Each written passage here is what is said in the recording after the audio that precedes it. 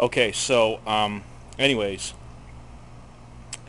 this really isn't a question that was sent in. This is more of a story that I'm telling um, about a particular experience that I just relatively experienced. And basically, what it is I almost drowned. So check this out. I'm going to show you the pool. All right, now watch this. Okay. Now here's the pool, and you see that white tab down there in the bottom of the pool. I don't know if you can see that. Let me see if I can zoom in a little. Might be a little hard. Yeah, okay. So you see that white tab down there in the pool? All right. That gives you a little bit of experience, or it'll give you an idea how how deep the pool is. And then this is just gives you a basic perimeter, of the pool.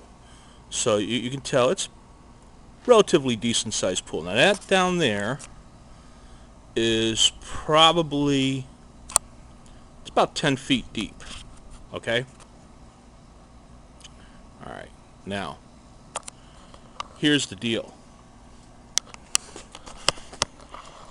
Okay. Are we back? All right. There we go. Okay. So I'm out here in my backyard, and bear with me here while I try to get into a position where we can kind of talk. Okay, so here's the story. All right, about a week ago, I find out from a pool service that I have this stuff called black algae, and so I do some research on the internet, and I find out that black algae is really, really difficult. Sorry, I'm moving around so much. I'm just trying to find a good spot to make sure that we can get through this. So, anyways, I find out that black algae is really, really difficult to get rid of once it is set in. So, I think to myself, well, how am I going to get this addressed? So I go ahead and I do some research on the internet and figure out that in order to properly get this resolved, what I'm going to have to do, bear with me as I kind of set the camera up so I can have a little bit better conversation with you folks. So what I'm going to have to do is go ahead, get a wire brush, and get some like chlorine and some black algae killer at the local pool store. So I go ahead and I get that, and then I'm thinking, well, how am I gonna get down there and scrub this stuff up? Well, I called a local sporting goods store that has a dive center, and initially what I was thinking is I would rent a dive tank and just go down there and breathe underwater, scuba, Ajax, and clean the shit up and be done with it. So they informed me that because I'm not dive certified, I don't have a PADI card, they can't rent me any scuba gear, but I can buy a dive belt. So I buy this dive belt, and there's, I don't know,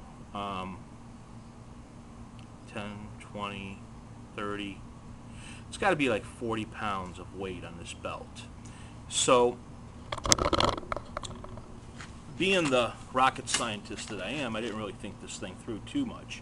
I figured, well, what I'll do is I'll put on this weight belt, I'll dive down into the center of the pool, as you just saw where it was, and I would scrub this stuff, and then as I needed air, I would come back up to the top, and I would get some air, and then I would dive back down.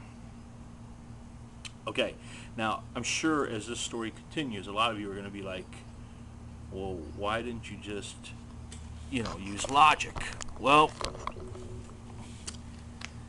if you've been watching any of my videos, you've probably concluded that there's really not a whole hell of a lot of logic used in some of my stuff.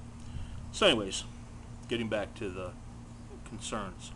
So I go ahead and I put this belt on. And I got my goggles on, and I get my my little brush and my chlorine and everything, and I dive on down. And I'm down there and I'm working and I'm doing my little thing, and I realize, I need some air. So I try to come up for air. And let me tell you folks, if you've never used a dive belt, they work. The purpose of them is to hold you down, weigh you down underwater, and they work.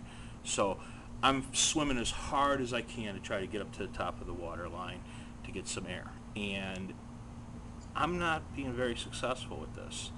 And literally, I thought I was going to drown in my pool. I thought I was going to die right there in my pool. So I'm swimming as hard as I can, just trying to get to the top. And as close as I would get to the top, I would stick my face up out of the water, try to get some air, and I'd get a little bit of air, but I was taking in water, and this was not good.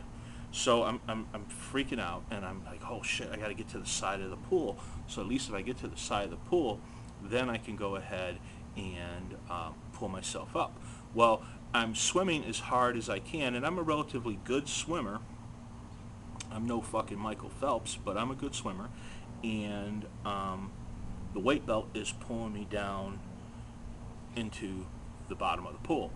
And so even though I may have made it to the side of the pool, I'm still at the bottom of the pool.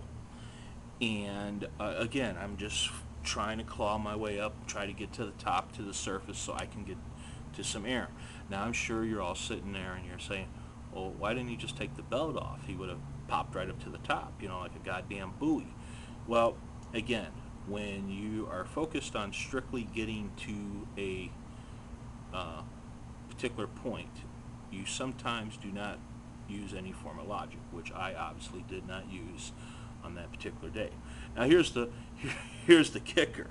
Okay, so obviously I didn't drown, otherwise I wouldn't be making this video. But I thought I was pretty damn close. So all of a sudden, I feel another body next to me, and somebody's helping me up out of the water. Well, what it was my girlfriend of the last 14 years, God bless her, decides to come outside and see what's going on, and sees me down struggling at the bottom of the pool, getting ready to fucking hang with Elvis. And she dives in and helps me get up to the top of the water line and on the side, so I can breathe air and live. One, I appreciate that. I really, truly do. I'm glad I'm alive. It taught me a lot about feelings and a person that loves you and just appreciation of life. So that I'm glad for.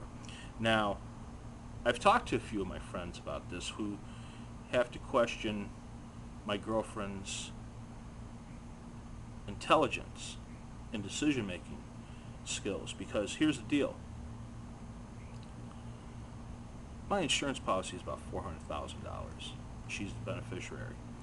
So most people have concluded that the logical thing for her to do, especially if you've been watching my videos, you know how charming of a person I am, is that when she came out and saw me at the bottom of the pool fighting for dear life to try to get to the top and fading quickly, she probably should have went back inside the house and checked her emails, or went down the street and checked the mail, or maybe called her sister or something. Gave me about 15-20 minutes, came back out, and then, oh my God, Scott, died at, bottom of the pool. And then